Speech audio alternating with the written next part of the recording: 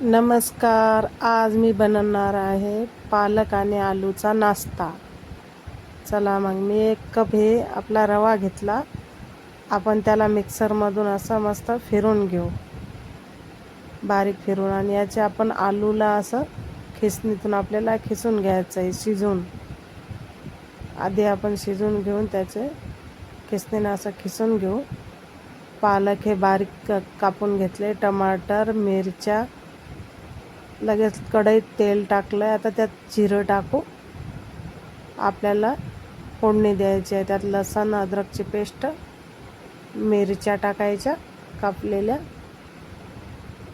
आणि आता हे आपल्याला फिरून घ्यायचं आहे. लगेच थोड्याशा मिरच्या भाजल्या की आपल्याला त्यात टमाटर टाकायचे.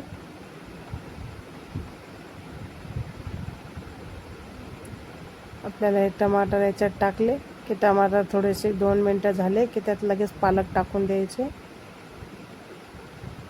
पालक टाकून दिल्यानंतर आपल्याला थोडीशी पालक आरत परत करून घ्यायची.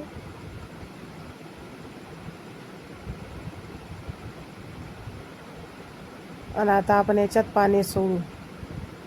आपल्याला थोडंसं यात पाणी सोडायचं आहे. आपल्याला याच्यात रवा आपल्याला याच्यात हाटून घ्यायचा आहे.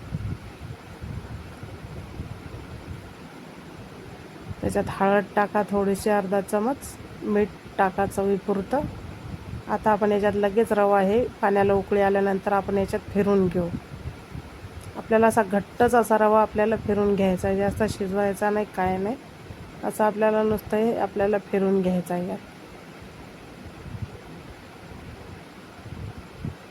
आता हे आपल्याला 5 मिनटं आपण याला थंड होऊ देऊ, गॅस बंद करू. रव्याच्या ऐवजी गव्हाचं पीठ नुसतं आपण याच्यात टाकलं तरी चालते गरम पाण्यात. हे बघा आता हे थंड झालं. आता जे आपले खिसलेले आलू आहेत, हे मिश्रण या खिसलेल्या आलूत आपल्याला टाकून द्यायचे. सगळं मिश्रण आपल्याला याच्यात टाकून द्यायचं. आता वरतून आपल्याला याच्यात आपल्याला कुटलेली आपली अख्खी मिरची टाकायची आहे. कुटलेली आपली मिरची, याच्यात लसूण आणि जिऱ्याची थोडीशी पेस्ट. वरून आपल्याला हे सांबार टाकला की आपल्याला हातानं हे आपल्याला गोळा असा पिठासारखा गोळा आपल्याला बनवून घ्यायचा आहे. मिरची, तिखट मिरची टाकायची, लाल थोडीशी चवीपुरती.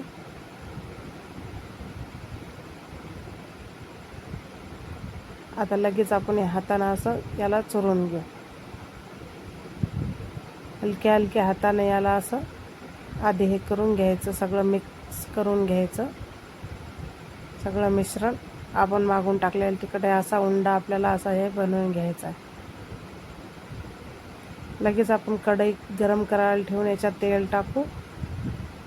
तेल जोपर्यंत गरम होते तोपर्यंत आपल्याला याचे वडे पाडून घ्यायचे. हाताने असे थोडे थोडे आपल्याला गोळे तोडून घेऊन याचे वडे असे बनवून घ्यायचे. लगेच बनतात हे असे वडे मस्त. मंडळी, व्हिडिओ जर आवडला तर लाईक सबस्क्राईब जरूर करा. हे असं गोळे आपल्याला थोडे थोडे तोडून बनवून घ्यायचे.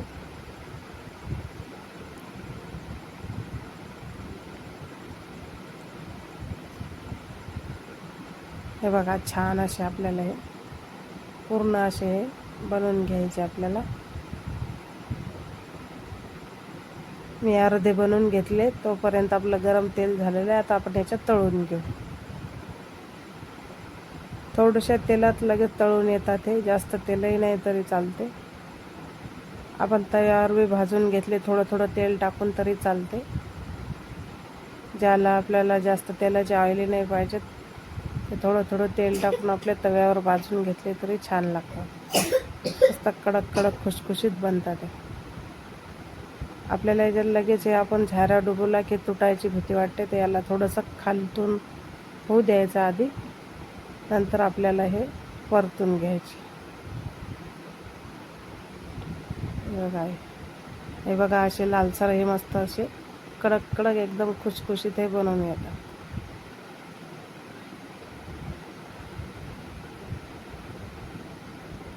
हे बघा छान असे आता हे लाल जर असे आपल्याला एकदम कडक कडक झालेले आहेत. एका ताटात हे आपण काढून घेऊ.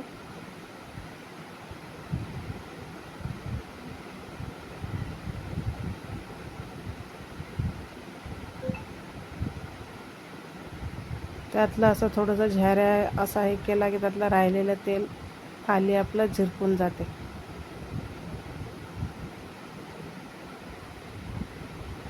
आता बाकीचे आपण राहिलेले पण हे एवढ्याच तेलात आपल्याला तळून घ्यायचे आहेत. थोड्याच तेलात सगळे तळून निघतात हे.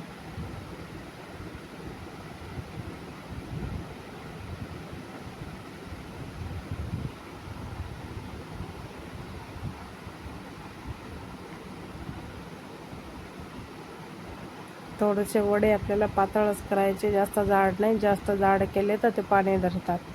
तेल टाकल्यानंतर हे असे विरघळायला म्हणजे आतून भाजल्या जात नाहीत ते.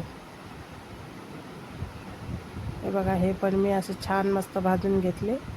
हे पण आता आपण ताटात काढून घेऊ.